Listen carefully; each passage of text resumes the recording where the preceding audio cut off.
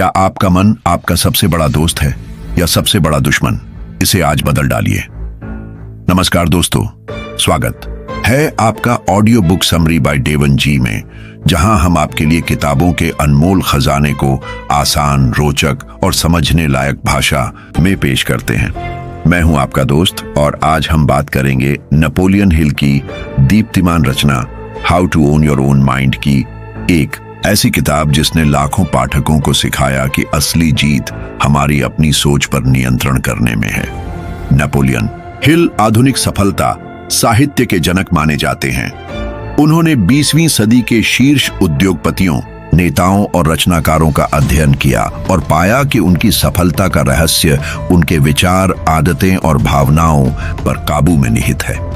How to own your own mind में हिल ने ऐसे सिद्धांत दिए हैं जिन्हें आज भी आत्मनियंत्रण और मनोबल की बुनियाद माना जाता है। इस किताब का मूल वादा है कि अगर आप हिल के बताए समझौतों या सिद्धांतों को अपनी रोजमर्रा की जिंदगी में उतारेंगे तो कोई भी बाधा, आर्थिक तंगी हो या भावनात्मक उथल-पुथल आपको रोक नहीं पाएगी। आइए इन प्रमुख समझौतों को गहराई से समझें और देखें कि कैसे साधारण लोग इन्हें अपनाकर मन के स्वामी बन गए हैं।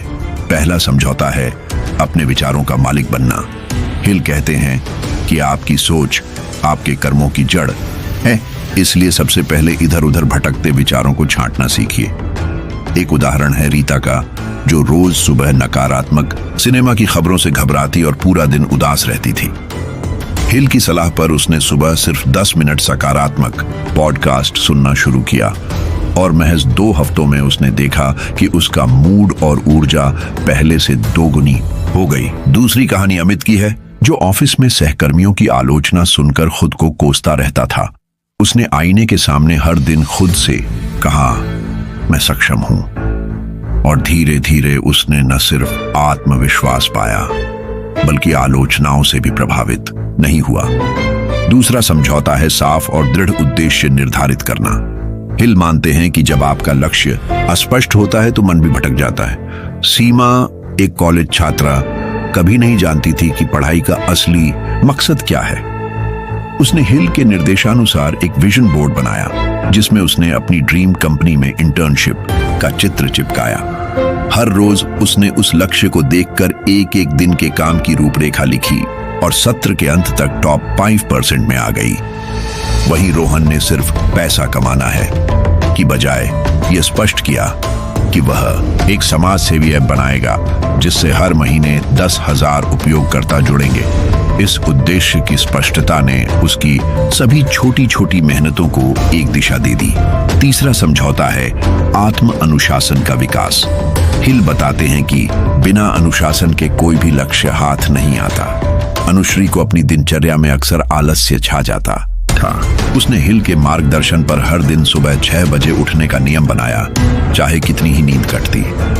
3 महीनों में उसने अपनी पढ़ाई और स्वास्थ्य दोनों में सुधार देखे।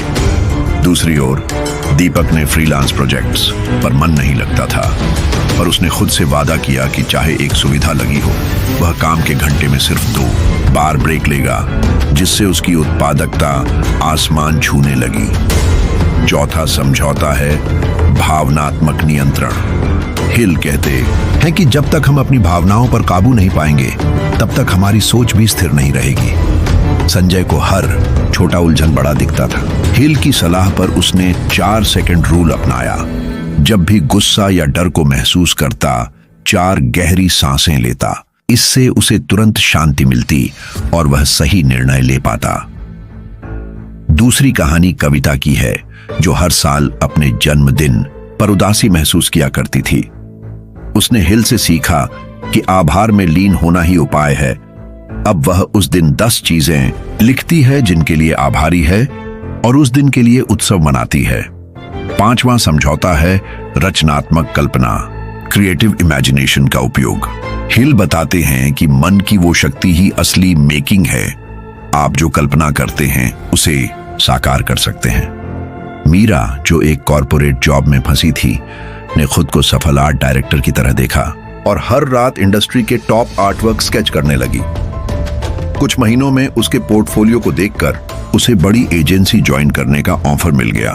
दूसरी ओर रवि ने अपने ऑनलाइन स्टोर की सफलता की जरूरत को महसूस कर हिल के अनुसार हर दिन 5 नए ग्राहक आने का दृश्य मन में उतारा और देखा कि उसकी सेल्स वाकई बढ़ने लगी।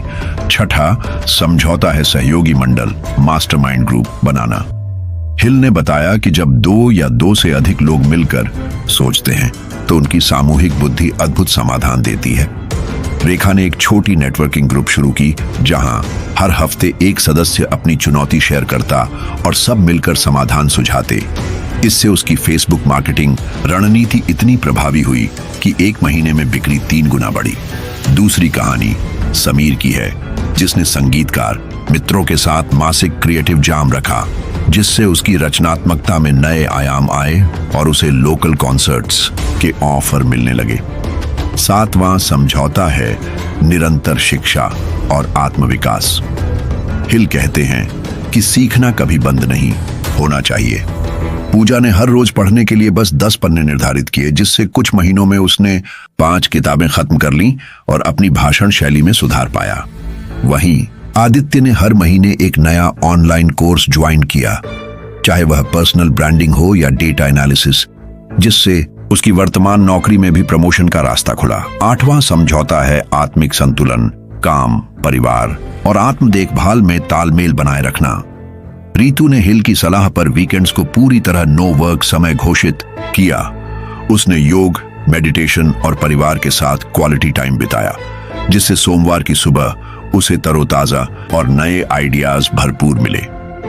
दूसरी तरफ अंश ने अपनी हॉबी फोटोग्राफी के लिए महीने में 2 घंटे निर्धारित किए और देखा कि कार्य साधना में उसकी क्रिएटिविटी नई ऊंचाइयों पर पहुंची। 9वां समझौता है आभार का अभ्यास। हिल मानते हैं कि आभार हमारे मन को सकारात्मक ऊर्जा देता है।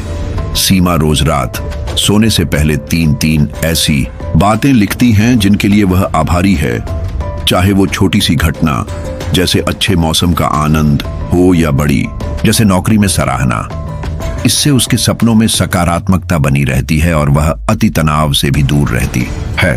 वहीं विवेक ने अपने सफलता के लिए उन लोगों को धन्यवाद पत्र लिखना शुरू किया जिन्होंने उसकी मदद की, जिससे उसके संबंध गहरे हुए और नेटवर्क भी मजबूत बना। 10वां समझौता है दूसरों की मदद और साझा करना। हिल के अनुसार जब हम ज्ञान और संसाधन बांटते हैं, हमारी सफलता गुणा होकर लौटती है। पूजा ने अपने वित्तीय सीख को सोशल मीडिया पर फ्री में साझा किया, जिससे लाखों फॉलोअर्स मिले और अंततः स्पॉन्सरशिप का अवसर आया। दूसरी कहानी में राघव ने अपनी ग्राफिक्स स्किल्स नए डिजाइनरों को मुफ्त में सिखाई, जिससे उसे रचनात्मक सहयोगियों का समूह मिला और उसके प्रोजेक्ट्स का दायरा बढ़ा। 11वां सिद्धांत है धैर्य और संयम। हिल कहते हैं कि जो इंतजार करता है इतिहास बनाता है। निशा ने अपने वर्क इन प्रोग्रेस स्टार्टअप पर 1 साल तक छोटी रकम से ही काम किया और धैर्य रखा। आज उसका उत्पाद बाजार में पहचान बना चुका है। वहीं करण ने रोज छोटे निवेश के बावजूद संयम नहीं छोड़ा। कंपाउंडिंग ने 5 साल में उसकी छोटी सी रकम को लाखों में बदल दिया। 12वां और अंतिम समझौता है निरंतर आत्मनिरीक्षण। हिल मानते हैं कि हर दिन खुद से सवाल पूछना, मैंने आज क्या बेहतर किया, मस्तिष्क को सतर्क रखता है। अमन रोज रात 5 मिनट साइलेंट रिफ्लेक्शन करता है, जिससे उसे अपनी सफलताओं और सुधार के बिंदुओं का एहसास होता है। दूसरी ओर दीप ने हर सप्ताह खुद से डायरी में पूछा, मेरा मूड कैसा था, क्या मैंने अपने लक्ष्यों के लिए काम किया, जिससे उसकी आत्म जागरूकता और परिणाम दोनों बेहतर हुए। दोस्तों, आज हमने जाना कि नेपोलियन हिल के ये 12 समझौते विचार का नियंत्रण, उद्देश्य की स्पष्टता, आत्म अनुशासन, भावनात्मक नियंत्रण, रचनात्मक कल्पना, सहयोगी मंडल, निरंतर शिक्षा, आत्मिक संतुलन, आभार, दूसरों की मदद, संयम और आत्मनिरीक्षण आपको वाकई how to own your own mind की राह दिखाते हैं। अगर आपको यह वीडियो पसंद आया हो तो लाइक कीजिए, शेयर कीजिए और हमारे channel audio book summary by Deven ji को सब्सक्राइब करना ना भूलें। नीचे कमेंट में जरूर बताइए आपकी अपनी कौन सी माइंड मास्टरी कहानी है, या आप इनमें से कौन सा समझौता सबसे पहले अपनाने वाले हैं। मिलते हैं अगली प्रेरणादायक किताब की समरी में। तब तक के लिए सोच पर काबू, जिंदगी पर राज।